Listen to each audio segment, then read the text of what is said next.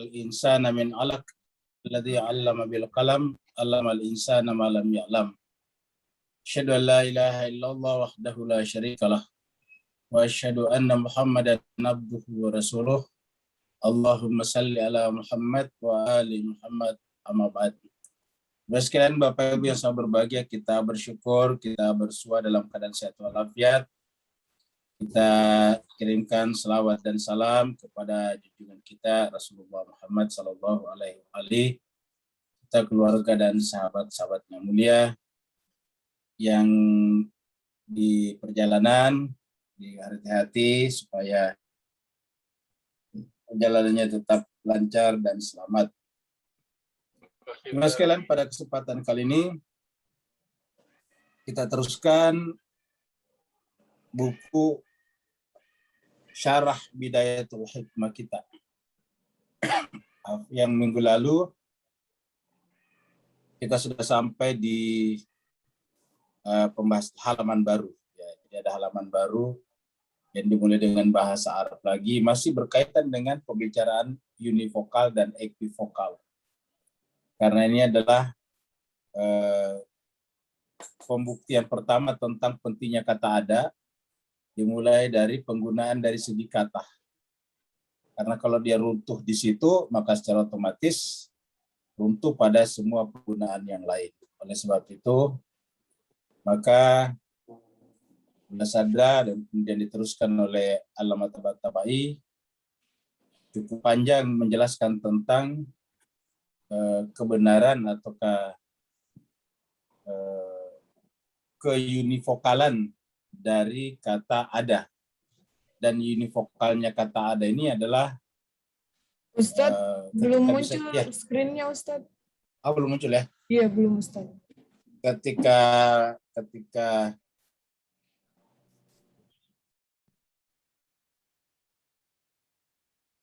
ya, jadi kita di sini.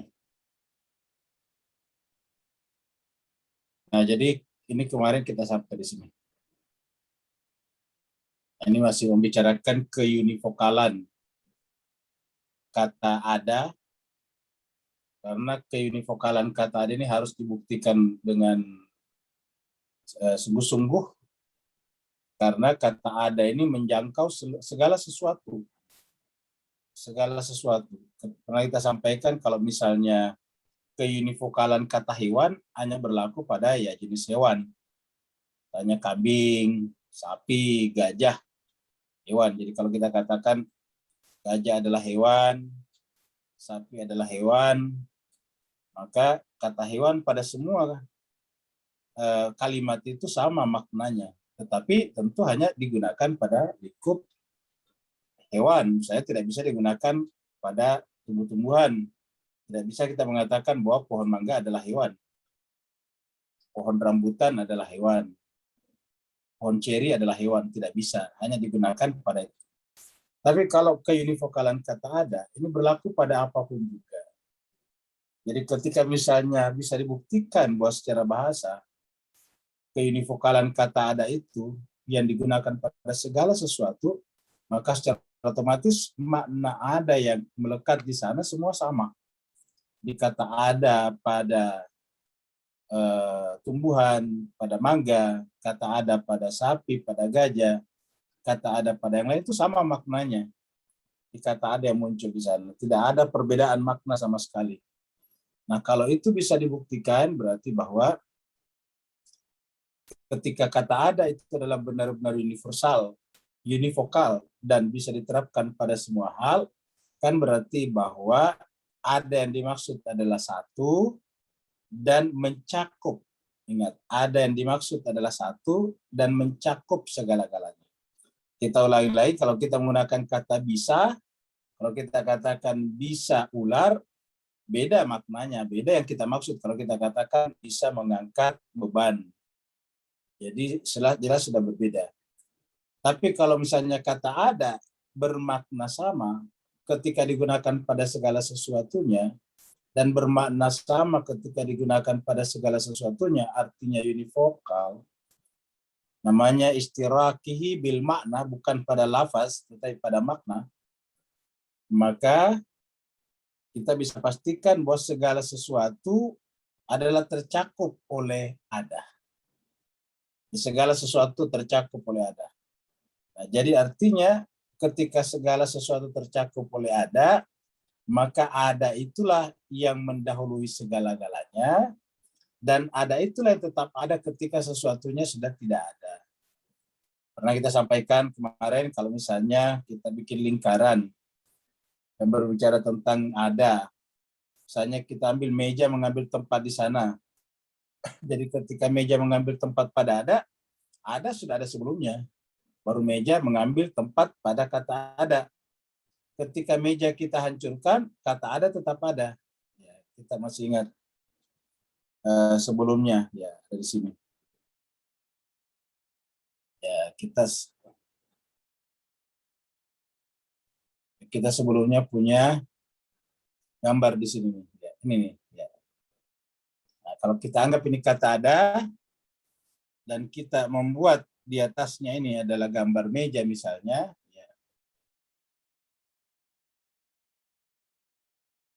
gambar meja seperti ini, maka kita sebut meja ini ada karena dia ada dalam wilayah ada. Jadi kita katakan meja ini ada di dalam ada, gitu. Nah, dengan demikian yang mendahului meja adalah kata ada. Jadi yang mendahului si meja ini kata ada. Karena kita tidak bisa mengatakan meja ini ada kalau tidak berada di dalam lingkup ini. Ya, tidak bisa menyebutnya ini sebagai ada. Ya. Di meja ini tidak bisa kita sebut ada ketika dia tidak mengambil tempat di sini. Nah, ketika si meja ini kita hapus kembali, ya, kita hilangkan, kata ada tetap ada. Nah, ketika ada sudah ada sebelum meja dan ada tetap ada ketika meja tidak ada, kira-kira apa itu artinya? Wal awwalu wal akhir, kan begitu. Dialah yang awal ketika segala-galanya belum ada, dan dialah yang akhir ketika segala-galanya sudah tidak ada. Ya, jadi ini ketika si meja belum ada seperti ini, dia sudah tetap ada di sini. Karena ini tidak boleh terkena kata tidak ada. Ingat pembahasan kita sebelumnya. Tidak boleh terkena kata tidak ada, karena itu kontradiksi namanya. Ya, jadi yang namanya ada tidak pernah terkena kata tidak ada. Kita sudah buktikan sebelumnya, kalau kita mengatakan tidak ada meja, bukan berarti ada pada kata meja ditiadakan, tetapi mejanya yang hilang. Seperti kita lihat ini. Kalau kita katakan tidak ada meja, artinya meja itu tidak mengambil posisi di dalam wilayah ada. Jadi meja tidak berwilayah pada ada. Tidak berwilayah pada ada. Ketika meja muncul, dia berwilayah pada kata ada. Dengan demikian, ada ini selalu awal dan selalu akhir. Ya, begitu. Jadi ada sebelum yang lain sudah ada, dan dia tetap ada setelah yang lain tidak ada. Dan ketika meja ada, dia tetap ada. Nah, coba kita gambarkan kembali. Malah orang lagi di sini, kita ganti orang. Katakanlah ini adalah seseorang. Ini adalah seseorang. Ketika orang ini ada, ketika orang ini tadi tidak ada, kan ada tetap ada. Ini. Ingat, yang ada itu yang lingkaran-lingkaran titik-titik ini keluar ini ada. Jadi sebelum ini orang ada di sini, ini sudah ada di luar. Berarti kan artinya ada mendahului orang ini. Ya. Jadi kita sebut dengan wal awalu. Bukan ini yang awal, ini yang awal. Satu, ketika orang ini ada, yang lingkaran ada tetap ada. Itu yang disebut dengan huwa ma'ahu. Dia bersama dengan dia. Ya. Dia bersama dengan kata keberadaan ini selalu bersama dengan kata ada. Ingat kata-kata huwa ma'akum aina ma kuntum. Dia Allah bersama kalian di mana saya kalian berada. Huwa ma'akum aina ma kuntum. Dia selalu bersama kalian di mana saja kalian berada. Ya. Begitu juga huwa ma'ahu aina ma kanu. Huwa ma'ahum aina ma kanu. Dia ada bersama dengan mereka di mana saja mereka berada. Jadi tidak pernah tidak berada. Ketika ini kita hapus kembali, ya ini tetap ada, tidak menghilangkan ini. Karena ini tidak boleh tidak ada. Tidak boleh tidak ada. Karena ini harus kekal, abadi, permanen. Kalau dia tidak ada, berarti kalau dia menghilang berarti ada kata tidak. Ya, ada kata tidak ada. Itu tidak boleh muncul. Nah, jadi jemaah sekalian, saya kira mudah-mudahan sudah jelas ya kata ada ini. Jadi sebetulnya tentang Tuhan itu, kalau kita anggap ada ini adalah Tuhan, pencipta, maka Tuhan itu tidak perlu dibuktikan keberadaannya. Yang perlu membuktikan itu yang mengatakan Tuhan tidak ada. Jadi yang mengatakan Tuhan ada tidak perlu argumentasi. Karena argumentasi itu kan butuh definisi-definisi. Yang perlu membuktikan argumennya adalah yang menolak. Yang menolak kata tidak ada atau yang menolak kata Tuhan, menolak kata ada atau menolak kata Tuhan, itu yang harus dibuktikan. Jadi kalau ada yang mengatakan tidak ada Tuhan, tidak ada yang ada, nah itu adalah harus membuktikan. Jadi yang harus membuktikan adalah yang menolak yang jelas ada, begitu. Jangan yang jelas-jelas ada membuktikan keberadaannya, kan nggak perlu. Yang ada membuktikan ada kan nggak perlu. Yang perlu membuktikan adalah yang mengatakan tidak ada pada kata sesuatu yang jelas ada. Kita teruskan lagi. Nah, jadi jemaah sekalian, itu pembahasan kita kemarin. Nah, sekarang kita bahas lagi, ini agak panjang. Kita langsung ke terjemahnya saja. Ini belajar bahasa Arab, formulanya adalah al-qailun. Orang-orang berkata, ada orang-orang berkata, qail berkata ini. Jadi orang-orang yang berkata atau berpandangan bahwa wujud, ingat wujud, pembicaranya di sini adalah wujud. Bahwa wujud, ya, kecilin, ya, ini wujud, ya, bermakna ekivokal. Jadi mereka berpandangan bahwa wujud bermakna ekivokal. Ingat, ekivokal lawannya univokal. Ya. Jadi ingat, kita tidak bicara di sini kita tidak bicara sinonim dan antonim, dua hal yang berbeda ya. Kalau yang kita sebut dengan ekivokal dan univokal di sini adalah kata yang sama, dengan makna yang sama. Ada juga kata yang sama, makna berbeda. Kita ulangi, kalau kata yang sama, maknanya berbeda, namanya ekivokal. Jadi kita ulangi lagi Pak Uya biar tidak kacau. Kita ulang-ulang terus-menerus ya, jelas. Jadi kalau bahasanya itu ya, kalau ekivokal, ya,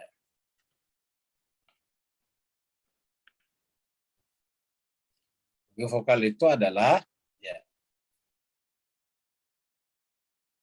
kata yang digunakan sama, kata yang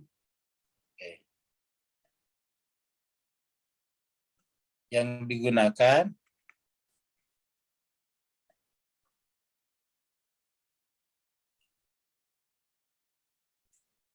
jadi kalau ekivokal itu kata yang digunakan sama tetapi makna, ingat, kita tekankan, kita tulis kata besar makna, tapi maknanya ya, maknanya berbeda ya, ekivokal.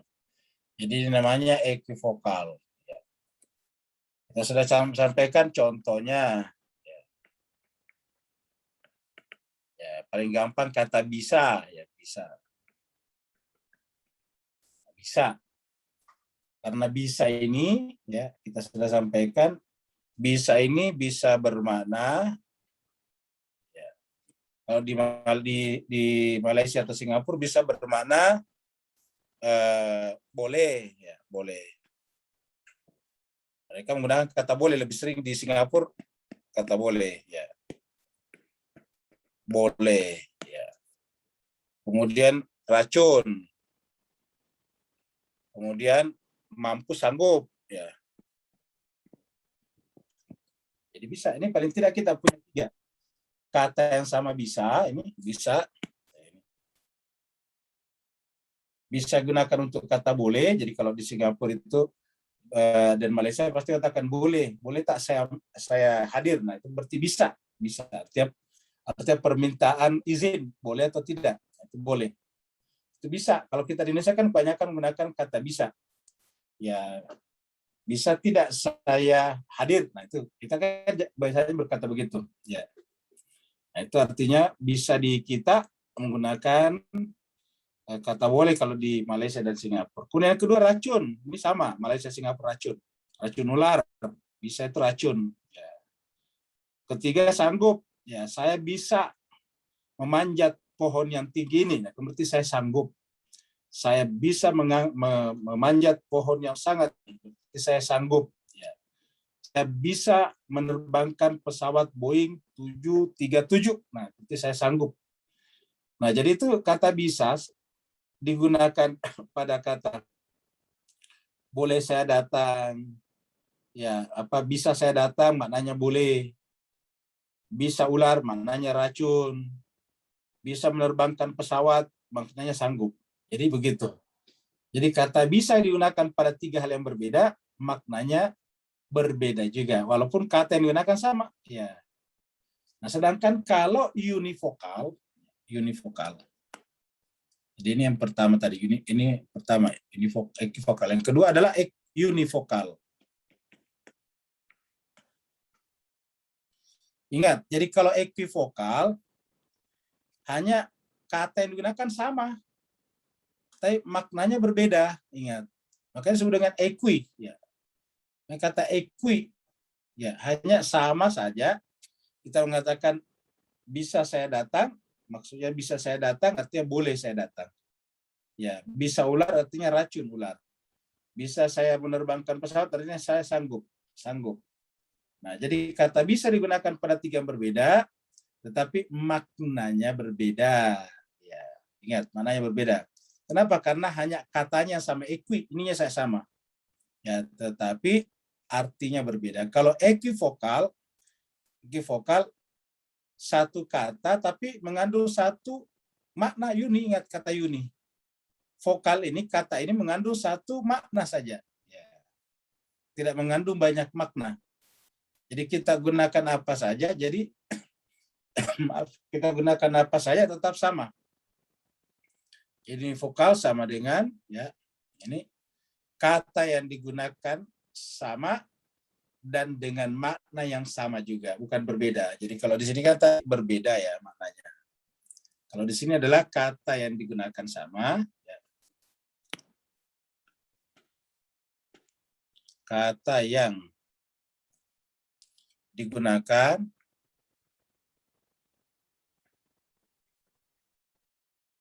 sama, ya, sama, sampai sini sama. Tetapi, ya ini berbeda. Tetapi, ya, tetapi makna, ya, makna, ya, maknanya juga sama. Kalau ini berbeda, kalau ini maknanya juga sama, ya. Juga sama. Jadi ini penekanannya di sini. Ya. Kalau di sini tadi berbeda pada penekanannya di sini, berbeda. Ini sama. Ya. Jadi kalau kita mengatakan misalnya ada, ambil contoh di sini kata ada. Kita ambil kata ada. Ada. Kalau kita gunakan di sini untuk ada, ya wajib ada, ini ada wajib ada, ini kata wajib ada. Wajib ada, ya. Dan mungkin ada, jadi kita perkecil ya, nggak muat. Ya. Jadi wajib ada. Ya. Jadi kita kecil sedikit, wajib ada dan mungkin ada.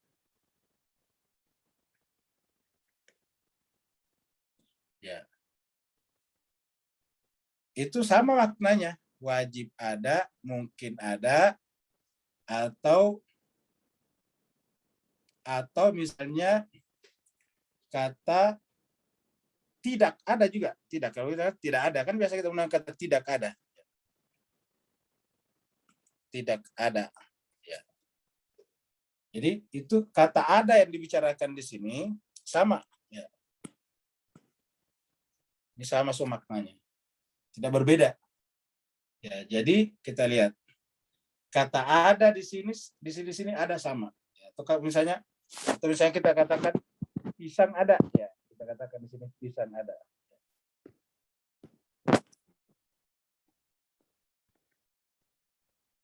Sama. Ya. Jadi kata wajib ada, mungkin ada, atau yang satu biasanya mustahil ada. Kita pakai mustahil aja biar 3. Ini biasa dipakai dalam ilmu teologi, mustahil. Ya, mustahil ada. Jadi ada namanya wajibul wujud, wajib ada mungkin wujud, mungkin ada juga biasa digunakan istilah mumtani. Mumtani itu mustahil. Mustahil ada, mumtani wujud. Jadi kata ada di sini, kata ada di sini, kata ada sama semuanya, tidak ada bedanya. Ya. Dan nanti ini bisa direntetkan ke bawah. Ya, ke bawah ini sama semuanya. Kita bikin misalnya kata-kata, ya. Mungkin ada misalnya tadi mangga ada, ya. Atau ada mangga. Ya, kemudian apalagi kelapa ada. Sama semuanya. Indonesia ada, sama persis semuanya. Singapura ada, Singapura. Ya, Malaysia ada, sama semua di sini, nggak ada bedanya. Ya, sampai apa saja diberikan kata ada di sini sama. Jadi kita menggunakan kata ada di sini semuanya ada. Ya. Nah, karena semuanya kata ada, berarti ada itu satu. Berarti ketika Malaysia belum ada, kata ada sudah ada. Ketika kelapa belum ada sudah ada. Berarti kan ada selalu mendahului yang lain. Dan ketika kita hilangkan semuanya ini, si ada tetap ada. Berarti dia selalu di akhir. Wal awwal wal akhiru wa zahir wal batin. Apa artinya zahir? Yang nampak di depan kita, misalnya kita mengatakan yang mungkin ada itu misalnya, yang nampak apa contohnya? Yang nampak contohnya ini mangga ada. Atau misalnya langit ada. Sama kalau kita katakan ilmu ada. Nah, ilmu itu kan tidak bisa dilihat. Siapa yang pernah melihat ilmu? Ya, jadi sama kalau kita, ya ini adalah namanya yang zahir. Ya. Ini namanya lahir, zahir. Ya, zahir. Ya, kemudian yang batin. Yang batin contohnya ilmu ada. Ya. Cinta ada. Ya. Benci ada. Kan begitu. Bahagia ada, kan begitu. Coba. Siapa pernah melihat ini ilmu? Cinta, benci, bahagia, enggak ada. Ya. Jadi ini namanya batin. Ini namanya batin. Ya. Nah, berarti dia juga di awal, dia apa? Di zahir. Wa zahiru wal batinu. Ya. Dialah yang kita sebut pada saat kita menyebut sesuatu yang zahir, dan dialah yang kita sebut ketika menyebut sesuatu yang batin. Ya. Tidak ada yang bukan dia. Ya. Coba deh kita kembali ke Al-Qur'annya dulu ya. Ya. Kita kembali ke sini, ada cari Al-Qur'an dulu ya.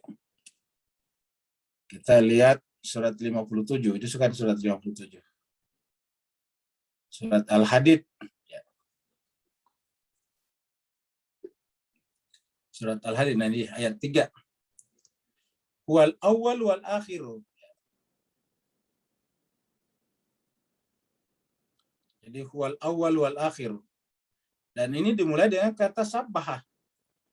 Telah bertasbih kepada Allah apa yang ada di langit dan apa yang ada di bumi. Apa mak di sini bisa dalam pengertian zahir ataupun batin. Iya. Jadi baik dalam pengertian waktu ataupun ruang, ma fis samawati wal ardh. Ya. Kenapa? Karena dialah yang punya semuanya. Lahu mulkus samawati wal ardh. Apa artinya miliknya? Sebelum kerajaan langit dan bumi ada, dia sudah ada. Kan begitu. Ya ini. Lahu mulku, miliknya lah kerajaan langit dan bumi. Yuhid, dia menghidupkan. Nah, bisakah dia memberikan hidup kalau dia sendiri tidak hidup? Tidak mungkin. Ya. Jadi karena dia hidup, maka dia bisa memberikan hidup. Dia kaya, dia bisa memberikan kekayaan. Jadi ingat dalam ilmu logika, dalam akal, sesuatu hanya bisa memberikan sesuatu kalau yang diberikan itu ada pada dirinya. Ya, kita hanya bisa memberikan hidup kepada orang lain kalau hidup itu ada pada diri kita. Ya. Kita hanya bisa memberikan air kepada orang lain kalau air itu ada pada diri kita. Kita hanya bisa memberikan terang kepada orang lain kalau terang itu ada pada diri kita. Jadi ketika dikatakan yuhyi, dia menghidupkan, maka dia hidup, maha hidup. Dia mematikan, apakah dia mati? Bukan, maksudnya menghilangkan hidup. Jadi kata yumit itu artinya mencabut kehidupan. Karena ketika hidup dicabut, namanya mati. Ya. Wa huwa ala kulli syai'in qadir. Dan dialah berkuasa atas segala sesuatu. Artinya apa? Ketika Allah memberikan kepada sesuatu sesuai dengan kadar-kadarnya. Sehingga perbedaan antara rumput dengan pohon kelapa karena kadarnya berbeda. Ya. Nah, huwal awwalu ini tadi. Huwal awwal wal akhir. Nah, jadi dialah yang awal dan dia yang akhir. Dia adalah al-awwalu dan dialah juga al-akhiru. Dialah yang akhir. Dia awal, dia akhir.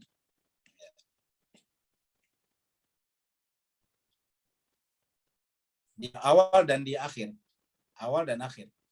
Kenapa tadi? Karena ketika yang lain belum ada kan dia sudah ada, ingat kata ada. Ketika yang lain sudah tidak ada, dia tetap ada. Ingat tadi bahasa kita. Wal awal wal akhir. Wal zahir wal batin. Dia zahir dan dia batin tadi. Ya. Zahir tadi yang nampak oleh panca indera kita, seperti pohon-pohonan, hewan-hewanan, langit, bintang-bintang, itu semuanya zahir, nampak. Dan dia juga yang batin. Apa itu batin? Seperti tadi ilmu nggak kelihatan. Siapa yang pernah melihat ilmu? Tidak ada yang melihat ilmu. Siapa yang melihat perasaan seperti marah, gembira? Tidak ada. Ya. Jadi itu namanya batin. Jadi dialah yang kita maksud terhadap segala sesuatu yang zahir. Dialah juga yang kita maksud ketika berbicara dengan segala sesuatu yang batin. Wa huwa bikulli syai'in alim. Karena dia mencakup segala-galanya, dia mengetahui segala sesuatu. Ini tadi. Ya. Karena dia di sini, maka segala sesuatu yang di sini dia ketahui. Ya. Kalau ada sesuatu di sini, dia ketahui. Ya.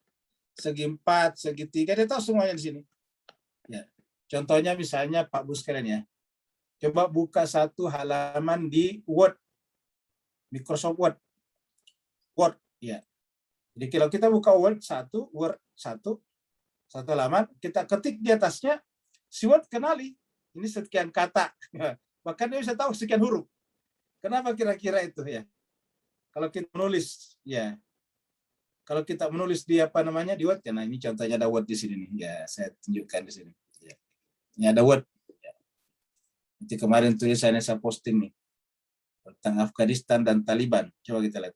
Begitu kita ini coba lihat, ada tulisannya di sini. Bapak perhatikan nanti di sini. Ini ada di sini halamannya 1 dari 4 halaman, 774 kata. Ya, 779 word. Ini coba lihat. 779 kata. Kok bisa dia tahu ya? Padahal dia nggak punya kemampuan kayak manusia. Karena ini kita tulis di bidang ya yang bernama word. Karena kita tulis di sini dia tahu. Nah persis sama dengan ini. Makanya apapun yang kita lakukan di dalam kehidupan ini pasti dia tahu. Baik yang batin ataupun yang zahir. Kenapa? Karena semuanya terjadi pada kata ada tadi, pada di sini, pada wilayah ini. Ya. Semuanya terjadi pada wilayah ini. Ini wilayah lingkaran ini. Yang ini kata kasih titik-titik karena ini adalah tidak terbatas. Ya. Jadi semuanya ada di sana. Nah, jadi dengan demikian juga sekalian, maka huwa bikulli syai'in alim. Dia terhadap segala sesuatu adalah mengetahui. Jadi dari sini muncul kata dia maha mengetahui segala sesuatu. Ya. Alim. Ya. Walladzi khalaqas samawati wal arda fi sittati ayyam. Jadi dia siapa huwa? Yang ada tadi, yang maha ada. Yang di sini menggunakan kata khalaqah. Kita sudah bahas juga sebelumnya. Kenapa di sini menggunakan kata khalaqah? Ya, menciptakan. langit dan bumi fi sittati ayam dalam 6 masa. Tsumma stawa, kemudian dia bersemayam alal arsy, di atas arsy. Ya'lamu, dia tahu semuanya. Ma yaliju fil ardi, dia tahu semuanya apa yang masuk ke bumi. Ya, apa saja, sekecil apapun. Kenapa? Karena tadi berada dalam wilayah ada. Ya. Wa ma yakhruju minha, dan apa yang keluar daripadanya. Jadi dia tahu bahkan apa yang masuk ke bumi dan apa yang keluar ke bumi. Apa yang masuk ke bumi? Banyak. Misalnya partikel-partikel cahaya. Kalau air hujan masih ya, walaupun susah bagi kita menghitung hujan, tapi masih bisa kelihatan. Tetapi Anda tidak nampak apa? Partikel-partikel yang dibawa oleh cahaya matahari. Ingat, cahaya itu partikel. Selain gelombang, dia partikel. Ya. Jadi ya'lamu ma yaliju, dia mengetahui apa yang masuk dan apa yang keluar dari bumi. Ya, daripadanya. Begitu ya, wa ma yanzil minas sama, apa yang turun dari langit, wa ma ya'ruju fiha, dan apa yang naik ke langit, semua Allah tahu. Apa sebabnya? Ini lihat. Huwa ma'akum, ya. Huwa ma'akum, dia bersama kalian, ya.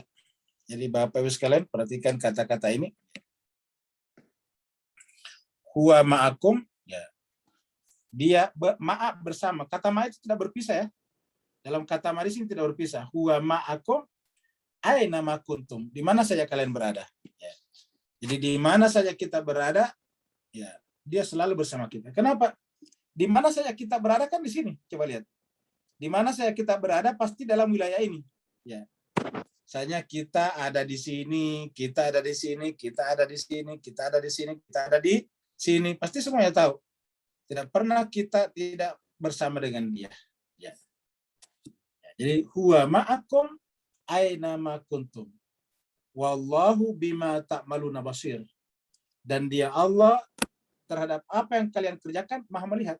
Kenapa? Karena dia ada di dalam wilayah itu. Ya. Nah, jadi begitu. Ini juga kita temukan di dalam surat lain mirip dengan ini. Surat Al-Mujadalah. Ya, surat Al-Mujadalah itu surat 58 ya. Tadi 57, sekarang 58. Ya, sini juga ada kata-kata itu. Ini sama juga permulaannya. Ya, permulaannya kada sami Allahu qaula, mendengarkan perkataan. Jadi lalu kemudian ya, nanti ada kata-kata huwa ma'ahum, ya, dia bersama kalian di mana saja kalian, Allah bersama mereka di mana saja mereka berada. Huwa ma'ahum aina ma kanu, ya, huwa ma'ahum aina ma kanu. Ya. Terus di sini nanti ada kata huwa ma'ahum aina ma kanu. Ya. Nah, mana tadi? Belum. Ini dia nih, sudah ada. Huwa ma'ahum aina makanu. Ini ayat berapa nih?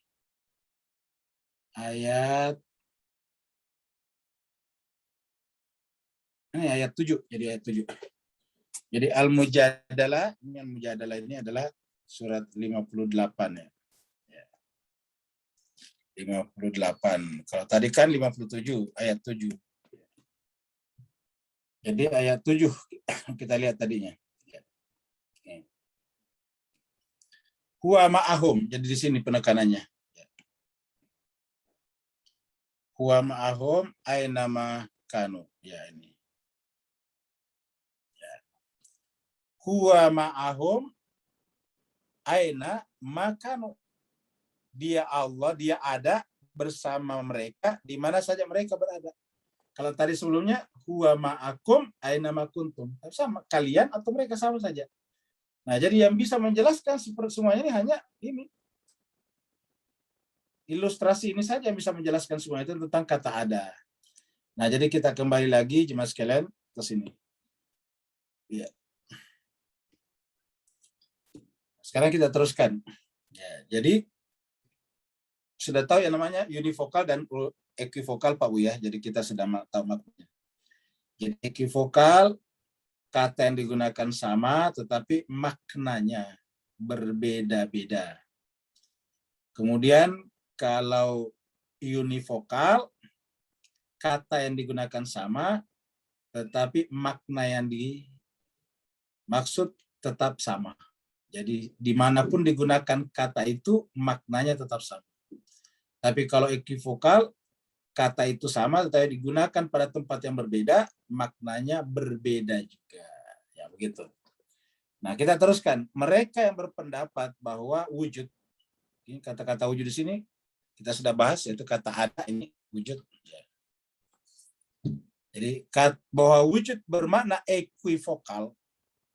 Kan ada yang mengatakan wujud bermakna equivokal.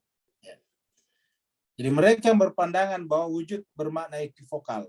Dari mana dia menunjukkan bermakna equivokal? Itu tadi kalau dia katakan wujud mungkin dan wujud wajib, berarti kata mereka wujud di situ berbeda maknanya. Karena satu mungkin dan ada satu wajib. Maka pasti wujud kalau dianggap sama berarti menganggap wujud meja sama dengan wujud Tuhan, kan begitu. Nah, ini yang mau diterangkan. Ya.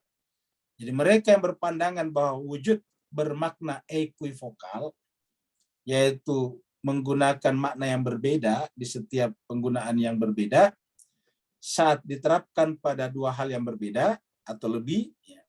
Kalau di bahasa Arabnya itu bukan hanya dua, tetapi asya, bainal asya, di antara benda-benda, di antara hal-hal yang berbeda. Wal qailuna biishtirakil lafzi bainal asya'i. Jadi mereka yang berpandangan bahwa wujud bermakna equivokal saat diterapkan pada hal yang berbeda, yaitu saat diterapkan pada wujud niscaya dan wujud mungkin. Jadi menurut dia kalau digunakan pada kata itu berbeda. Jadi ada yang berpandangan bahwa wujud itu kata wujud berbeda maknanya. Jadi kalau kita menggunakan kata-kata mungkin wujud, ya, wajib wujud dulu, ya, wajib wujud dan mungkin.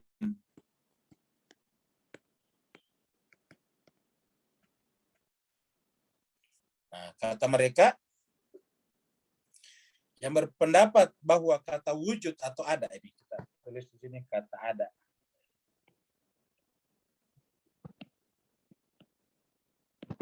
Ya, jadi dia mengatakan bahwa wajib wujud di sini berbeda di sini dengan di sini, ya. Berbeda dengan di sini. Ya. Kenapa? Karena wajibul wujud dengan mungkinul wujud. Ya. Karena kalau katanya digunakan sama, berarti ini percuma menggunakan kata wajib dan mungkin. Nah, begitu mereka tuh. Jadi dari sini mereka berpandangan bahwa kata wujud di sini beda maknanya dengan wujud di sini. Kata ada pada wajib beda dengan kata ada pada mungkin. Ya. Itu yang dimaksud. Nah, coba kita lihat. Mereka yang berpandangan bahwa wujud bermakna equivokal saat diterapkan pada hal yang berbeda, yaitu saat diterapkan pada wujud niscaya.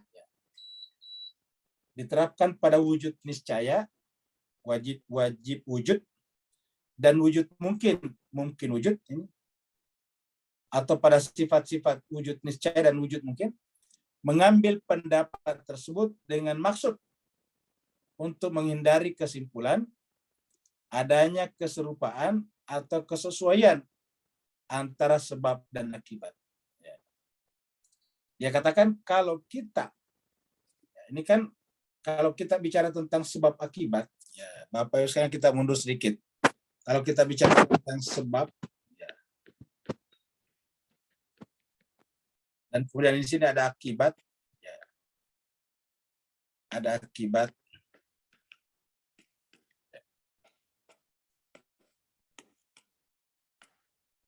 Kan harus kalau diibaratkan dengan ini, sebab ini adalah wajib mungkin, wajib wujud, ini adalah mungkin wujud. Ya. Ini adalah wajib, ini adalah mungkin. Jadi kalau misalnya dikatakan bahwa kata ada pada kata wajib sama dengan ada pada kata mungkin, berarti sama ada yang menyamakan antara sebab dan akibat. Kata mereka ini. Ya. Karena logikanya kan harusnya berbeda. Kata ada di sini dengan di sini berbeda. Ya. Akibat, kata ada pada akibat mungkin beda dengan kata ada pada wajib bagi mereka. Makanya penggunaan kata ada di sini, wajib adanya, mungkin adanya, harus berbeda maknanya. Sehingga mereka berpendapat bahwa kata wujud atau wajib ada di situ bermakna equivokal. Ada sini sebab. Karena kita tahu bahwa pasti sebab duluan baru akibat. Harus dari sini dulu baru turun. Jadi sebab dulu baru akibat. Dan kedudukannya ini beda dengan kedudukan ini. Menyamakan ini dengan ini katanya sama dengan menyamakan Tuhan dengan makhluk. Karena sebab itu adalah tertinggi adalah Tuhan, selain Tuhan adalah akibat. Itu yang membuat mereka keberatan menggunakan kata wujud itu adalah univokal ketika digunakan pada sebab dan akibat. Atau wujud wajib dan wujud mungkin. Kita kembali coba bagaimana Mullah Sadra menyanggah ini. Pendapat ini. Ya. Namun pendapat ini ditolak. Jadi pendapat ini tertolak. Nah, ini yang disampaikan oleh Mullah Sadra. Pendapat ini tertolak. Artinya menyamakan antara wujud, membedakan antara wujud pada kata wajib dan wujud pada kata mungkin, atau wujud pada sebab dan wujud pada akibat, itu tertolak kata Mullah Sadra. Sebabnya apa? Kenapa mesti tertolak?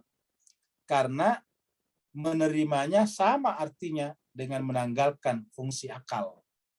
Jadi ini penolakannya adalah murni akal. Jadi ulangi lagi, karena menerimanya, ya, di sini. Karena menerimanya sama artinya dengan menanggalkan fungsi akal dalam menggapai pengetahuan dan makrifat. Ya. Jadi ulangi lagi, ya. Yang namanya ini coba kita ulangi lagi dari atas ya. Mereka yang berpandangan bahwa wujud bermakna equivokal, ingat equivokal berarti lawan daripada univokal. Saat diterapkan pada dua hal yang berbeda, yaitu diterapkan pada wujud niscaya dan wujud mungkin. Mengambil pendapat tersebut dengan maksud untuk menghindari kesimpulan atau konsekuensi adanya keserupaan atau kesesuaian keserupaan dalam bahasa Arab namanya sinkhiyah, ada di bahasa Arab di atas. Cognition, yaitu kesesuaian. Ada kata sinkhiyah di sini. Ini. As-sinkhiyah. Ya, min luzumil sinkhiyah. Ya, ini sinkhiyah. Jadi adanya keserupaan atau kesesuaian antara sebab dan akibat, atau antara wujud niscaya dan wujud mungkin. Namun kata Mullah Sadra pendapat ini tertolak. Apa dasar menolaknya? Ilmu akal. Karena menerimanya, kata Mullah Sadra, sama artinya dengan menanggalkan. Ingat, menanggalkan itu artinya melepaskan. Ya, tidak menggunakan. Menanggalkan itu kan melepaskan, tidak menggunakan. Ya. Jadi kita artikan menerimanya sama dengan tidak menggunakan. Itu tidak menggunakan akal, fungsi akal dalam menggapai pengetahuan dan makrifat. Sedangkan faktor paling penting dalam menggapai pengetahuan dan makrifat adalah akal.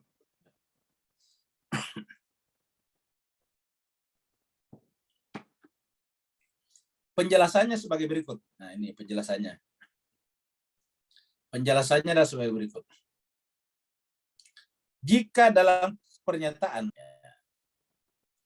jadi jika dalam pernyataan wujud niscaya itu ada.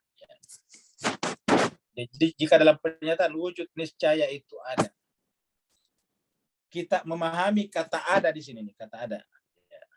Kata ada di sini. Jadi memahami kata ada di sini. Memahami kata ada di sini. Kata ada. Atau wujud. Kita memahami kata ada atau wujud semakna dengan kata ada dalam pernyataan mungkin ada. Jadi kalau kita anggap sama dengan ya, ini ada dengan kata wujud mungkin itu ada, maka kata ada atau wujud bermakna univokal. Coba. Jadi kata dia, penjelasannya seperti berikut. Jika dalam pernyataan wujud niscaya itu ada, kita memahami kata ada semakna dengan kata ada dalam pernyataan wujud mungkin itu ada, maka kata ada bermakna univokal, tidak bisa dipungkiri. Ya. Lama kita memahami ya semakna, kata semakna di sini. Ya. Jika makna yang dimaksud dalam pernyataan pertama itu adalah wujud niscaya ada dan wujud mungkin ada. Kan dua pernyataan ini, wujud niscaya ada dan wujud mungkin ada. Jadi pernyataan yang kedua adalah ini. Ya. Pernyataan kedua ini. Ya. Nah, pernyataan pertama yang biru nih. Wujud niscaya itu ada, wujud mungkin itu ada. Ini pernyataan pertama, ini pernyataan kedua. Ini proposisi pertama, ini proposisi kedua. Ya. Jika makna ada yang kita maksud dalam pernyataan pertama, yaitu ini, difahami sebagai lawan, berbeda maksudnya lawan dari makna kata ada dalam pernyataan terakhir, yaitu yang kedua ini. Jadi kalau kata ada di sini kita pahami berbeda dengan kata ada di sini. Kata ada di sini kita pahami berbeda dengan kata ada di sini, ya. Maka apa yang terjadi kata Mullah Sadra ini, makna yang dimaksud dalam pernyataan, maka pernyataan wujud niscaya itu ada justru akan membawa kita pada pengingkaran, negasi akan keberadaannya. Ya. Membawa kita kepada negasi atas keberadaannya. Ingat, nyak besarnya di sini adalah dia Allah. Nyak. Jadi membawa kita kepada wujud, kepada negasi. Negasi itu pengingkaran akan keberadaannya dia. Dan dia mengatakan, maha suci dia dari anggapan seperti itu. Karena tidak mungkin Tuhan tidak ada. Maha suci dia dari anggapan seperti itu. Ya. Dan jika tidak ada makna apapun yang dapat dipahami dari pernyataan tersebut, yaitu wujud niscaya itu ada, maka hal ini sama arti dengan menanggalkan fungsi akal lagi dalam menggapai pengetahuan dan ma'rifat. Tentu hal ini bukanlah keadaan yang kita jumpai dari diri kita sehari-hari. Ya, jadi ulangi lagi, kalau kata ada pada kata wujud niscaya berbeda dengan kata ada pada wujud mungkin, berarti sama saja dengan menegasi keberadaan Tuhan. Karena berbeda kan kata ada. Kemudian kalau kata ada pada wujud niscaya, wujud wajib itu juga dihilangkan maknanya, itu sama juga dengan tidak menggunakan akal. Kenapa? Buat apa menggunakan kata yang tidak memiliki makna apa-apa? Ya. Kan setiap kita memiliki kata pasti ada makna yang kita ingin wakilkan di situ. Kita berbicara, ingat dari pikiran itu kan alam batin. Mau keluar menggunakan kata, maka setiap kata yang dipilih adalah karena mewakili satu makna dalam pikiran kita. Kalau tidak ada maknanya, buat apa menggunakan kata itu? Ya, seperti itu. Dan Mullah mengatakan tentu hal ini bukanlah keadaan yang kita jumpai dari diri kita sendiri. Ya. Bapak Ibu sekalian, mudah-mudahan bisa paham sedikit-sedikit ya. Ya. Mungkin agak-agak berat memahaminya, tapi kalau sedikit-sedikit coba merenung-renung, nanti lama-kelamaan paham juga. Ya. Dan paling tidak kalau agak-agak bingung memahaminya, ya berarti bahwa pikirannya sudah bekerja keras. Ya. Pikiran bekerja keras paling tidak itu akan menghindarkan pikiran dari sifat demensia. Demensia itu suka lupa. Ya. Nah, sekarang kita teruskan ke sini. Kaidah kesesuaian, ya tadi kesesuaian itu sinhi ya, bahasa Inggrisnya ini cognition, ya, bukan kognisi ya, tapi cognition. Ya. Jadi ada cognition, ada cognation. Ya. Jadi kaidah kesesuaian atau sinhiyah, cognition, antara sebab dan akibat berbunyi. Nah, coba inilah sebab dan akibat yang kita bicarakan tadi. Ini sebab akibat. Jadi kaidah kesesuaian antara sebab dan akibat adalah seperti berikut ini atau berbunyi. Adanya kesesuaian antara sebab dan akibat berdasarkan hukum keniscayaan alami dan logis. Jadi adanya kesesuaian antara sebab dan akibat dalam makna kata ada tadi itu berdasarkan hukum keniscayaan alami dan logis. Jadi bukan sesuatu yang diadakan. Antara sebab dan akibat itu berdasarkan hukum keniscayaan alami dan logis. Adanya kesesuaian antara sebab dan akibat berdasarkan hukum keniscayaan alami. Keniscayaan sih kemestian. A must, it is a must. Tidak boleh tidak. Jadi kesesuaian antara sebab dan akibat itu adalah a must, suatu keniscayaan yang sifatnya alamiah dan logis. Misalnya, sebab bagi panas adalah panas. Jadi kalau kita ada lihat panas, pasti penyebabnya sesuatu yang panas juga. Kita melihat dingin, kita kedinginan, pasti penyebabnya dingin juga. Kan biasanya kita pegang tangan kita atau tangan orang kan dingin banget. Itu pasti penyebabnya, atau paling gampang kita pegang es, kan dingin. Pasti penyebabnya es dingin, ya dingin juga kata dia. Ya, jadi kita lihat, sebab bagi panas adalah panas. Ya. Jadi sebab bagi panas adalah panas. Ya. Sebab bagi dingin juga pasti dingin. Ya. Harus sama. Sebab bagi panas pasti panas. Sebab bagi dingin pasti dingin. Ya. Sebab bagi pintar kan pasti pintar. Masa yang bikin pintar tidak pintar? Seperti tadi. Sebab bagi hidup pasti hidup juga. Ingat tadi pernyataan saya. Ya, kenapa menggunakan kata yuhi menghidupkan? Karena dia sudah hidup. Jadi dia sudah menghidupkan, dia dulu hidup, baru memberikan kehidupan kepada orang lain. Lalu kemudian menggunakan kata yumitu mematikan, ya artinya bahwa mencabut hidup kan namanya mati. Jadi sebab bagi panas adalah panas. Sebab bagi dingin adalah dingin.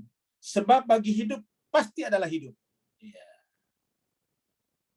Sebab bagi ilmu pasti berilmu juga. Ya. Sebab bagi kaya pasti kaya juga. Ya. Jadi ini harus kita, bukan sebaliknya, ingat, bukan sebaliknya. Penekanannya bukan sebaliknya. Jadi bukan sebaliknya. Jadi bukan ini yang menjadi sebab ke sini. Ingat, bukan ini yang menjadi sebab ke sini. Ya. Jadi bukan akibat dingin yang memunculkan adanya sebab dingin, bukan. Bukan akibat yang menimbulkan sebab. Ya.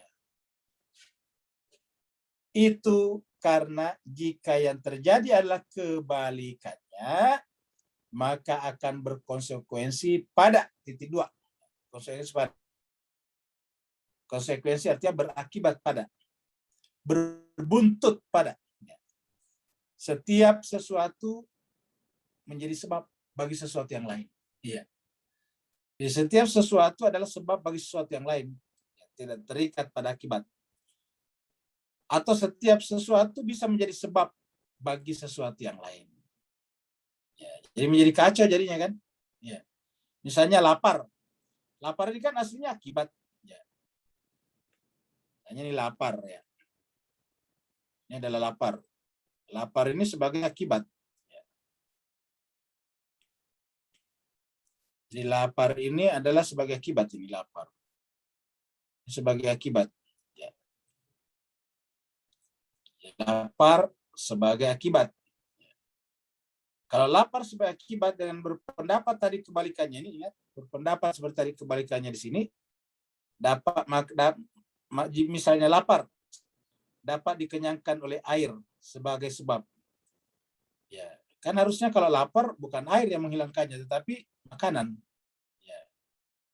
Atau haus sebagai akibat dapat dihilangkan oleh makanan, kan begitu. Kan menjadi kacau jadinya. Kenapa semuanya bisa menjadi sebab? Ya. Harusnya kan ya namanya sebab adalah ada pada dirinya sehingga akibatnya juga ada di sana. Contohnya tadi misalnya akibat panas, pasti penyebabnya panas. Ada panas pada diri si sebab memberikan ke sana gitu. Makanan kenapa bisa menghilangkan lapar? Ya karena lapar itu kan artinya kosong dari makanan. Sedangkan haus, namanya haus kan kosong dari minuman. Jadi yang bisa menghilangkan haus kan minuman, bukan makanan. Yang bisa menghilangkan lapar, makanan bukan minuman. Jangan terbolak-balik. Nah, gitu Pak Bu sekalian. Jadi misalnya lapar sebagai akibat. dapat dikenyangkan oleh air.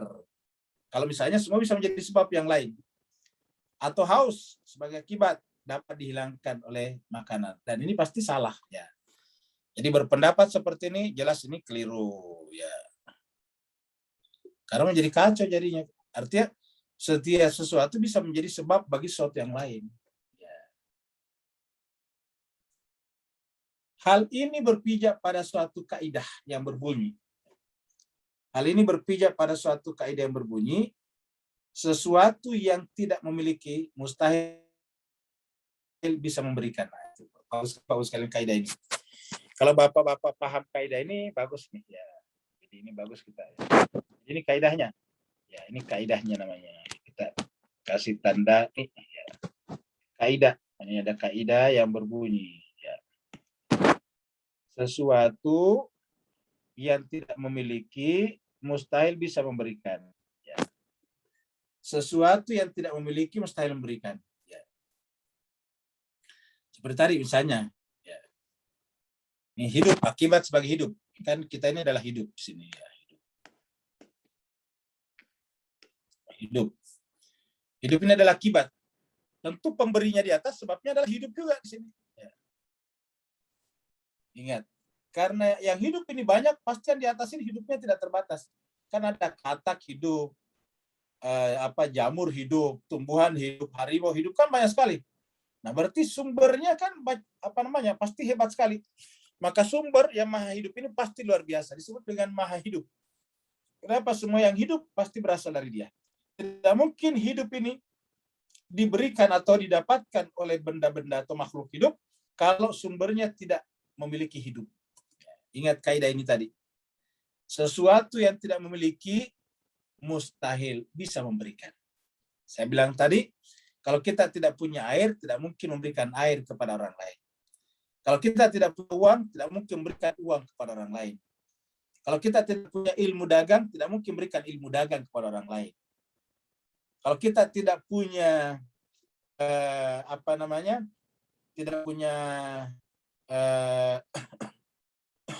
tidak punya kamar kosong, tidak mungkin menampung orang lain. Ya, pasti seperti itu.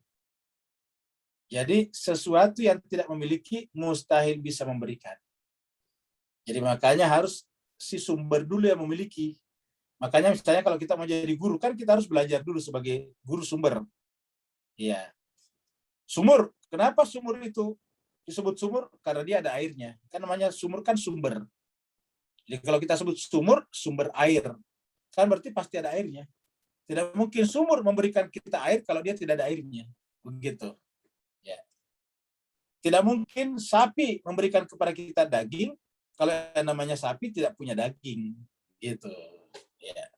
Tidak mungkin bumi memberikan kepada kita oksigen kalau di permukaan bumi sendiri juga tidak ada oksigen. Ya.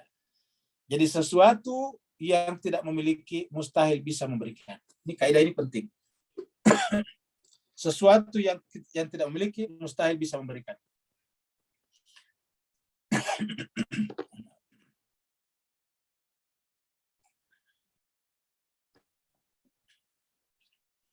Suatu sebab tidak dapat memberikan sesuatu yang tidak dimilikinya. Jadi, suatu sebab tidak dapat memberikan sesuatu yang tidak dimilikinya kepada akibatnya.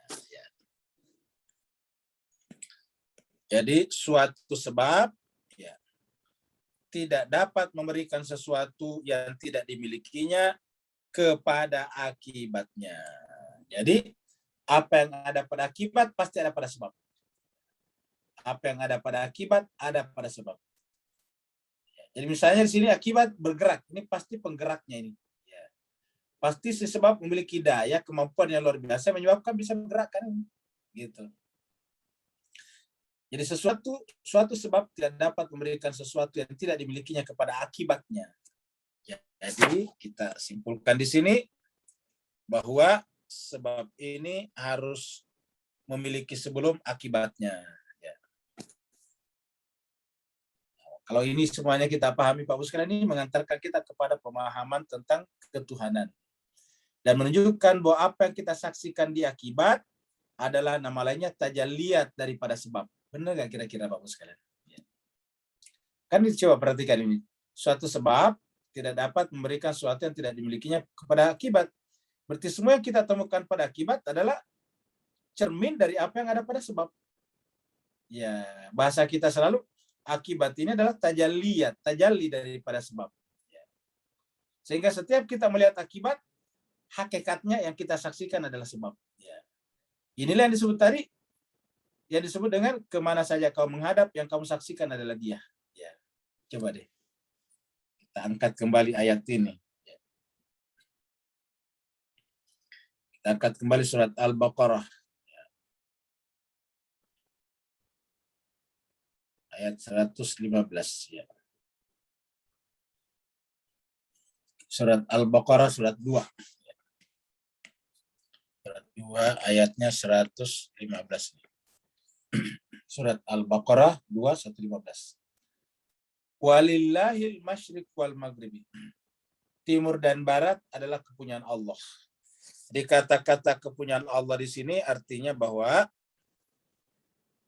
penggunaan kata timur dan barat di sini artinya tidak ada apapun. Masyriq, maghrib itu artinya timur dan barat, segala sesuatunya. Ya, segala sesuatunya. Walillahil masyriq wal maghrib. Timur dan barat, utara, selatan, pokoknya apapun itu adalah milik Allah. Kalau di tempat lain dikatakan yang ada di langit, yang ada di bumi, dan yang ada di antara keduanya. Walillahil ma fis samawati wa fil ard wa ma bainahuma. Milik Allah apa yang ada di langit, apa yang ada di bumi, dan apa yang ada di antara keduanya. Mirip maknanya dengan milik Allah lah apa yang ada di timur dan di barat.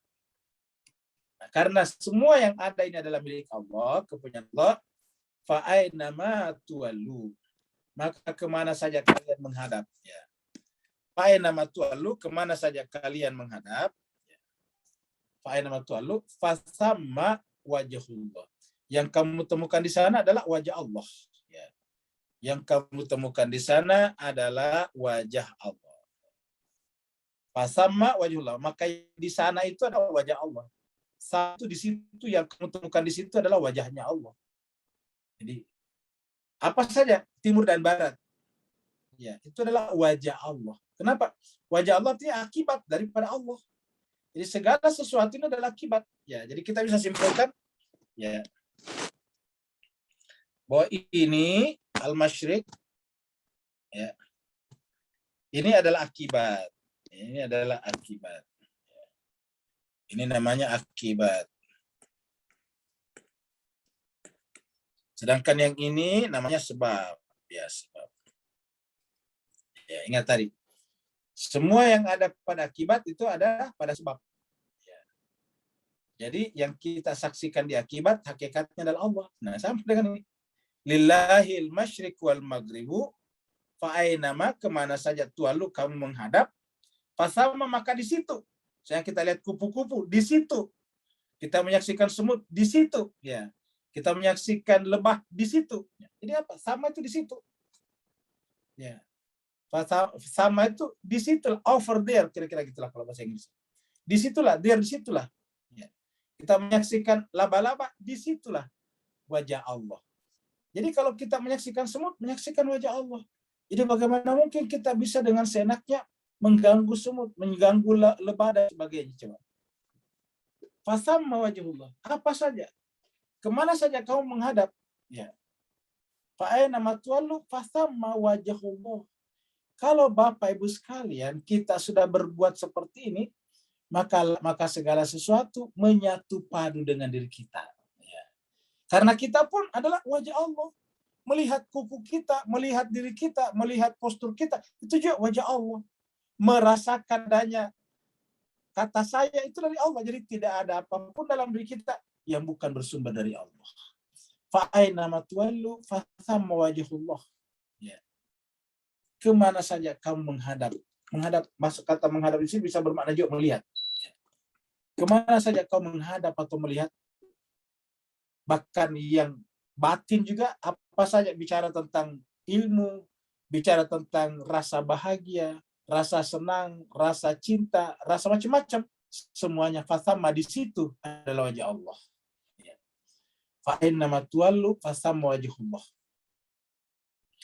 Kenapa? Innallaha, karena semuanya wasi'un.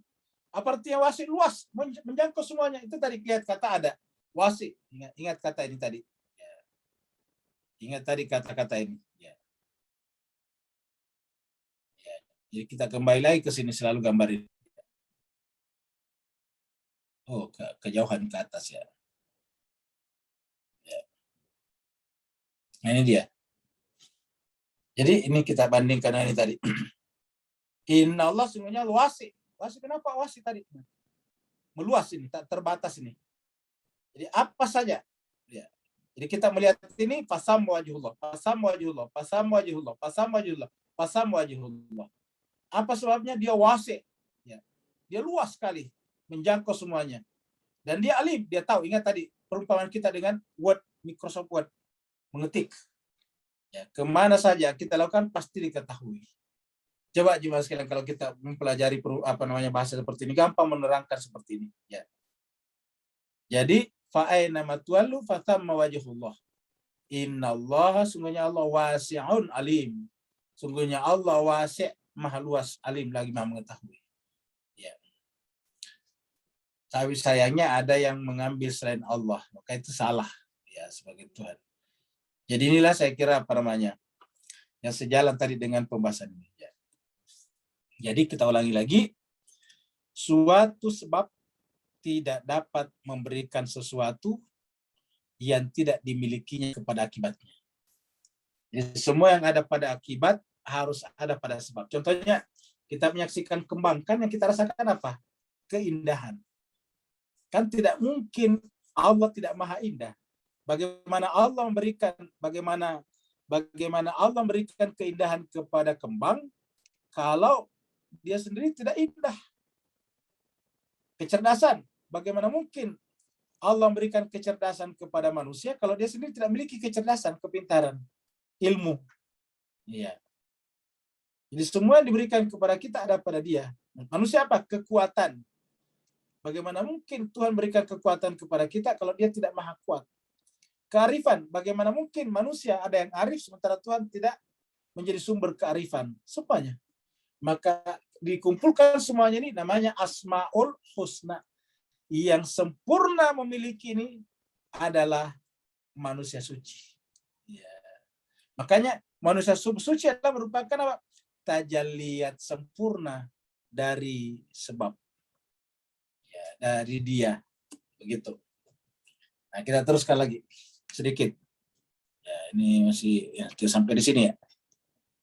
Dengan demikian, apa yang diberikan kepada akibatnya,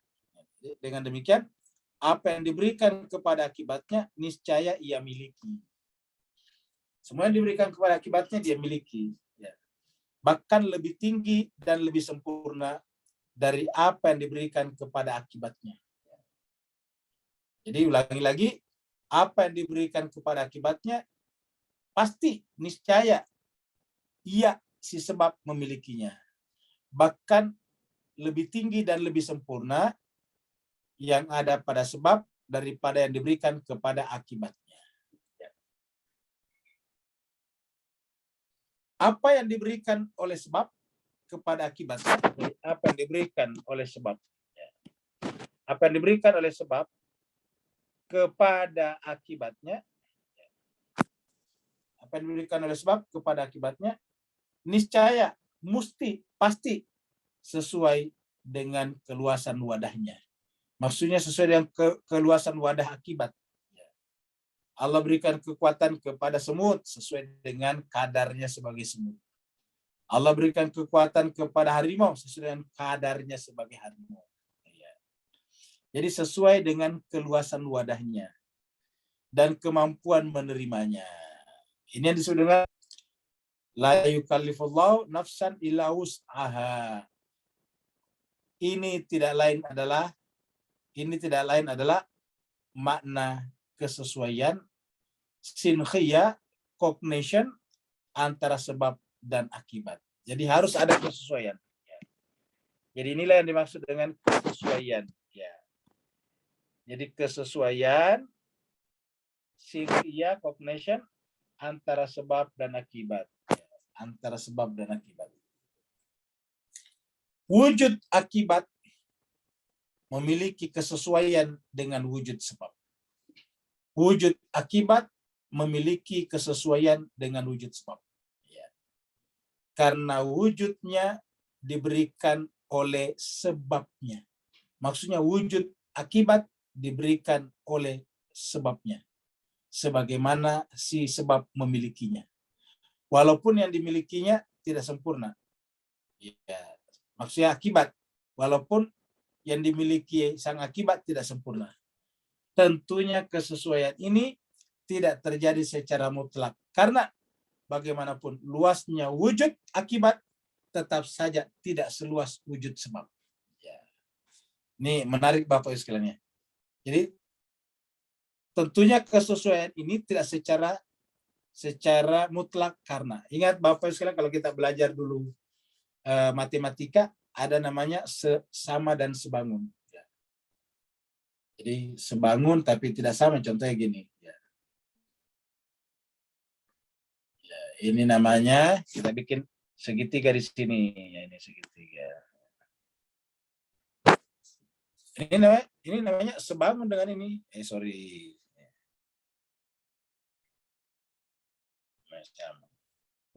Nah, jadi kalau kita sebut ini adalah A, ini adalah B, maka kita sebut A dan B ini sebangun, tapi tidak sama, sebangun.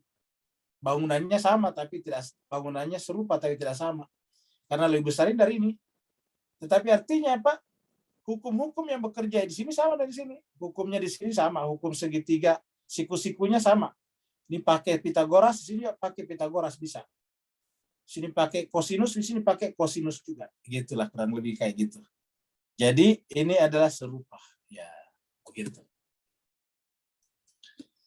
Jadi tentunya kesesuaian ini tidak terjadi secara mutlak karena bagaimanapun luasnya wujud akibat tetap saja tidak seluas wujud sebab.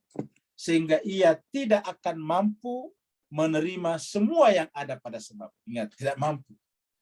Ya. Wujud sebab tidak terbatas. Contohnya gini Pak Bos kalian. Ilmunya Tuhan. Kita ingin ilmunya Tuhan ditransfer ke kita. Tapi wadah kita tidak sanggup, buktinya. Baru dapat ilmu sedikit, sudah sombongnya tidak ketulungan. Nah, sedangkan Allah kan tidak ada sombongnya. Ya. Tidak menghendaki orang sombong, kesombongan. Allah tidak menghendaki akibat yang diberikannya menjadi sombong. Tiba-tiba meninggalkan Tuhannya. Karena sombong itu kan meninggalkan pemberinya, sebabnya. Ya.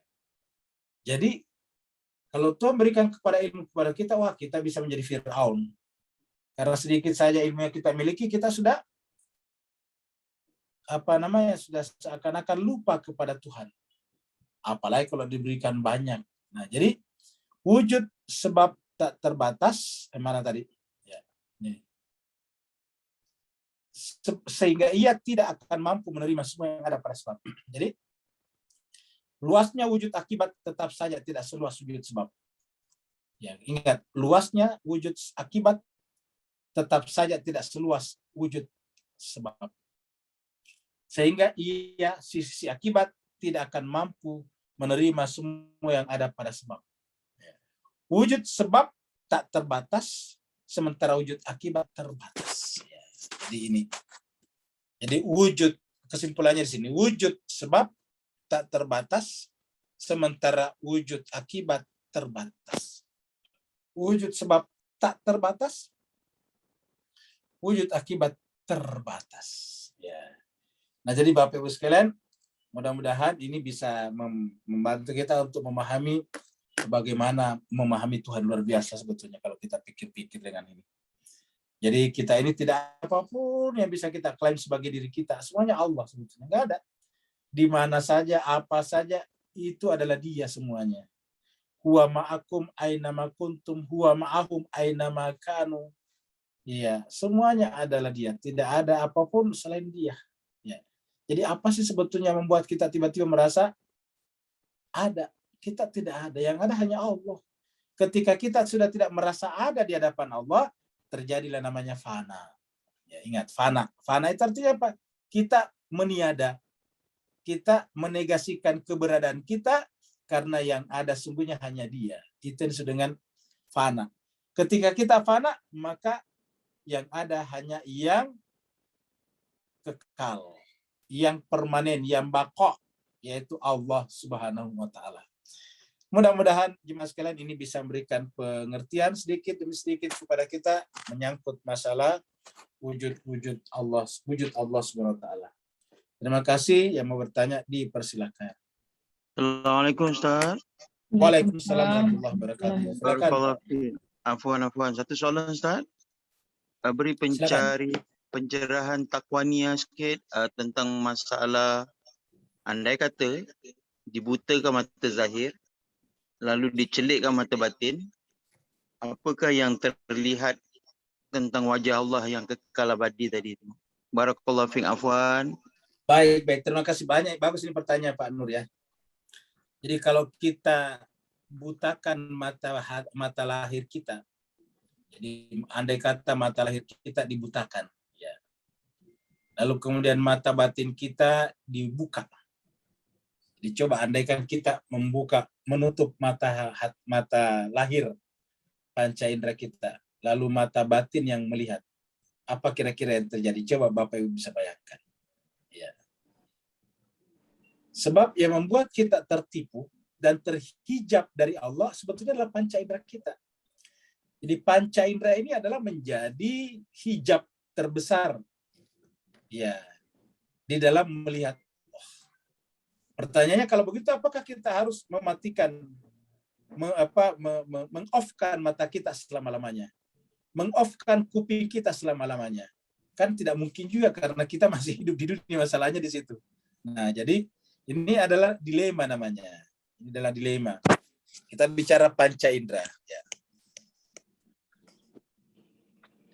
Panca indera. Panca indera itu kan satu mata, ya. Dua kuping, telinga ya. Yang ketiga adalah lidah lisan. Ya. Yang keempat adalah hidung. Yang kelima keenam. Yang kelima, ini yang keempat ini. Ya. Yang kelima adalah kulit. Ya. Kita lihat kulit. Ya. Mata untuk melihat benda-benda, rupa, warna. Ya. Rupa dan warna kita lihat melalui mata. Ya. Kuping mendengar suara-suara. Jadi kuping ini cuma satu fungsinya, itu suara-suara. Ya. Lisan rasa, manis, pahit. Ya. Hidung mencium aroma, bau. Kulit merasakan panas, dingin, kasar, halus. Nah, itu kulit kita. Gimana sekalian? Jadi kita menyatakan ini dunia berdasarkan ini semuanya. Kenapa? Karena kita melihat dengan mata, mendengarkan suara burung, merasakan daging ikan, daging sapi, mencium aroma parfum, aroma kembang, kulit kita merasakan temperatur panas dan dingin, dan seterusnya. Ya, jadi inilah yang menyebabkan kita dunia ada di sini. Nah, coba kalau seandainya ini kita off-kan. Ya, kita off-kan. Ya, kita off-kan. Ya. Kenapa? Karena kalau ini kita lihat, yang kita lihat, wah, tidak ada Tuhan, yang ada cuma keindahan dunia. Ya, kita tertarik dengan rupa-rupa, dengan warna-warni. Kalau kita pergi ke kota-kota melihat lampu-lampu, oh, hebat kan begitu. Mendengarkan penyanyi, kita ikut menyanyi sampai lupa kepada Tuhan. Kita merasakan masakan, kita kemudian memuji apa shape-nya misalnya. Begitulah seterusnya jemaah sekalian. Akhirnya dengan melihat, dengan menggunakan ini, lupa kepada Tuhan. Jadi ketika ini membuat kita lupa kepada Tuhan, pencipta daripada akibat tadi, maka kita namanya tertipu. Yang dirasakan ini namanya mata, kesenangan. Tetapi kalau kita lupa kepada Tuhan penciptanya, namanya burur, mata'ul burur. Ya. Kesenangan yang menipu. Nah, pertanyaan ikhwan kita dari Singapura, bagaimana kalau ini kita off-kan? Ya, kita off-kan. Kita nyalakan indera yang keenam kita, yaitu misalnya indera batin, mata batin. Kita nyalakan mata batin. Kita nyalakan mata batin. Mata batin kita on-kan. Ya. Ini kita off-kan, ini kita on-kan. Ya, jemaah sekalian, kalau ini kita off-kan, baru ini kita on-kan, inilah yang disebut dengan musyahadah. Ini. Musyahadah. Nah, pertanyaannya, mungkinkah ini dilakukan? Jawabannya tidak mungkin. Kenapa? Karena selama kita hidup, butuh mata, butuh kuping, butuh lisan, butuh hidung, butuh kulit. Masalahnya di sini. Ya. Makan butuh lisan. Makan butuh hidung. Ya, setiap saat kita butuh kulit untuk merasakan ini temperatur sekarang berapa. Ya. Semuanya kita butuhkan. Jadi tidak mungkin ini. Jadi off-kan seluruhnya setiap saat, mustahil. Kalau di off-kan pada saat tertentu, misalnya tidur, oke, bisa. Tetapi kalau kita off-kan setiap saat, tidak mungkin. Iya. Nah, bagaimana caranya? Nah, caranya adalah ini tetap kita gunakan, tetapi kita harus pahami bahwa semua yang disaksikan oleh ini ada mata'ul ghurur, dan karenanya dia harus disingkapkan, dia menjadi tirai, menjadi gording, menjadi apa itu namanya, menjadi hijab. Nah, hijab ini harus kita angkat, namanya mukasyafah. Harus namanya kashful mahjub. Jadi ada buku namanya kashful mahjub. Yang terhijabi adalah ini. Kita harus angkat ini hijab-hijabnya. Begitu kita angkat ini, maka mata batin melihat. Dalam keadaan ini berfungsi, tapi kita angkat dia, maka kemudian mata batin melihat. Pada saat itu terjadi musyahadah. Jadi musyahadah tidak mungkin terjadi tanpa mukasyafah. Gitu. Nah, jemaah sekalian berbahagia. Pertanyaan selanjutnya, bagaimana cara kita menyingkap ini dalam keadaan tetap melihat? Nah, inilah pentingnya tadi pelajaran, bahwa semua yang kita lihat adalah hakikatnya dia. Jadi tinggal sekarang bagaimana cara memahami ma'rifat, bahwa apapun yang kita lihat, apapun yang kita dengar, apapun yang kita rasakan dengan lidah lisan kita, apapun yang kita cium dengan hidung kita, apapun yang kita rasakan dengan kulit kita, adalah bersumber dari dia. Semuanya adalah merupakan sinyal yang dikirim oleh dia yang maha sebab. Sehingga setiap yang kita lihat adalah dia. Kita melihat kupu-kupu, hakikatnya kita melihat dia. Kita mendengarkan suara merdu burung-burung, hakikatnya kita mendengar dia. Kita merasakan nikmatnya makanan-makanan, hakikat yang kita rasakan adalah dia. Kita cium aroma parfum yang bagus, yang kita rasakan adalah dia. Kita merasakan suasana, temperatur, hakikatnya kita rasakan dia. Karena tidak akan ada semuanya ada kalau tidak diadakan oleh dia. Maka segala sesuatu yang ada adalah merupakan ayat, alamat untuk sampai kepada dia. Kalau itu kita sudah rasakan mukasyafah, lahirlah musyahadah. Berikutnya lagi. Ya Ustadz, saya share screen Ustadz. Ya, silakan. Ada 3 pertanyaan Ustadz di kolom chat, silahkan.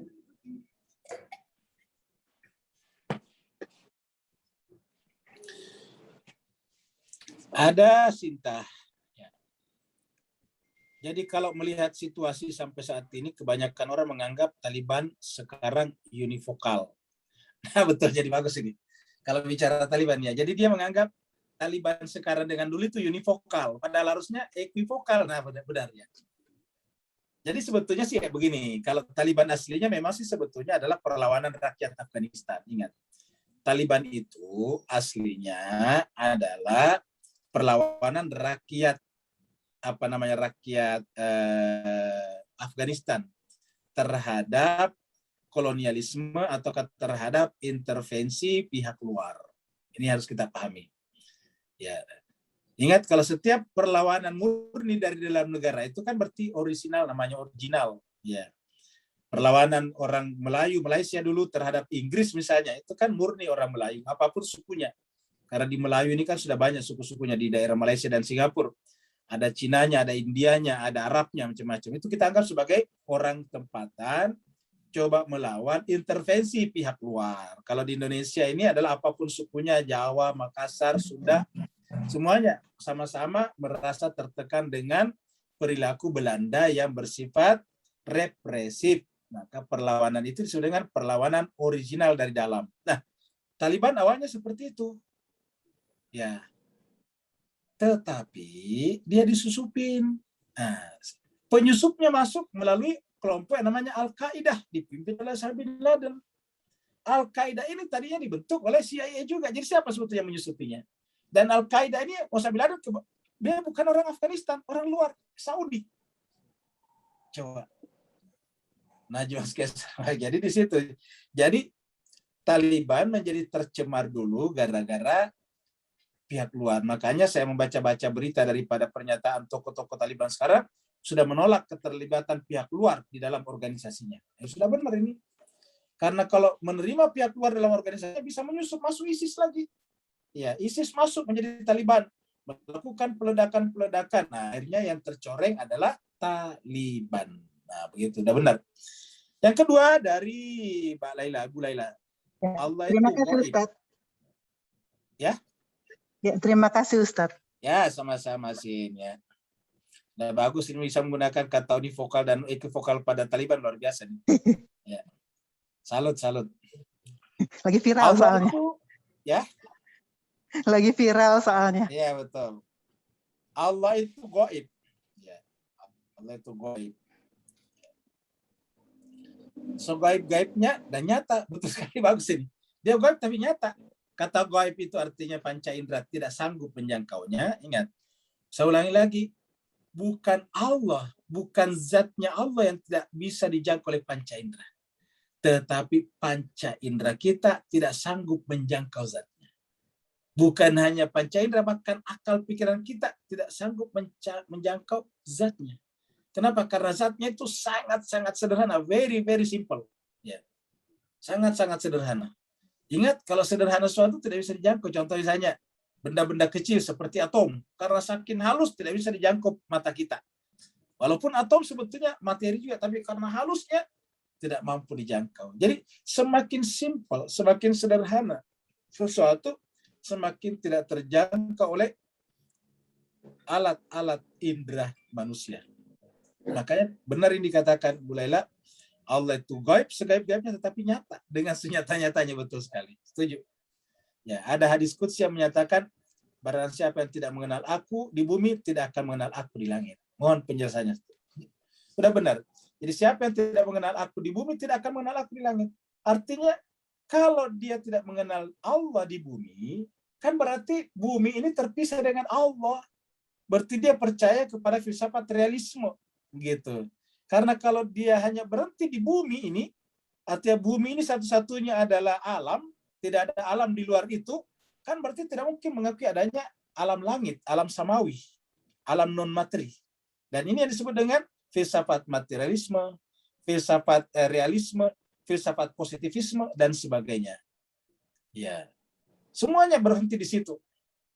Ya, jadi siapa yang tidak mengenal aku di bumi, tidak akan mengenal aku di langit. Setuju? Ya. Kemudian dari Pak Burhanuddin dari Singapura juga. Ya. Oleh karena manusia ini adalah materi dan non-materi. Betul sekali. Manusia materi dan non-materi. Jadi tubuhnya, badannya, jasmaninya adalah materi, tetapi jiwanya yang di sana terletak ilmunya, perasaannya tadi, bahagia, cinta, dan sebagainya, itu non-materi. Ya. Dan ada ini adalah non-materi. Betul sekali. Betul. Jadi ada ini non-materi karena dia tidak ada esensi. Materi itu adalah esensi. Ya. Jadi sedangkan ada tidak punya esensi. Jadi Allah itu adalah wujud tanpa mahiyah. Eksistensi tanpa esensi. Ya. Jadi Allah ini adalah wujud tanpa mahiyah. Kalau bahasa yang mirip dengan bahasa Inggris, eksistensi tanpa esensi. Ya. Jadi ini adalah non materi. Bagaimana untuk merealisasikan bahwasanya kita ini tidak ada dalam realitas hidup ini, dan yang ada itu adalah segala-galanya. Nah, sederhana saja. Kita ingin membuktikan bahwa semua yang kita di dunia ini tidak ada. Nah, coba kita merenungkan kata-kata ini. Kalau sesuatu itu bergerak, kan kita akui dulu, ya, bahwa semua yang bersifat materi kan bergerak. Ciri khas materi adalah bergerak. Ulangi lagi, ciri khas materi adalah bergerak. Satu, udah sepakat dengan ini. Kita bergerak, sel-sel tubuh kita bergerak, atom-atom berputar. Matahari terus-menerus berputar pada sumbunya. Bumi berputar pada sumbunya, pada porosnya dan mengitari materi. Pokoknya semuanya bergerak. Kesimpulan pertama, yang namanya alam materi adalah gerak. Satu ya, kita terima ini. Yang kedua, yang namanya gerak itu kan artinya berubah-ubah. Ya. Yang namanya gerak itu adalah berubah-ubah, berubah. Ya, setiap saat berubah. Ya. Jadi yang kita lihat sekarang beda dengan tadi. Ya, itu namanya berubah. Ya. Coba sekarang kita ada di rumah, coba kita keluar lihat matahari, sudah jauh berubah.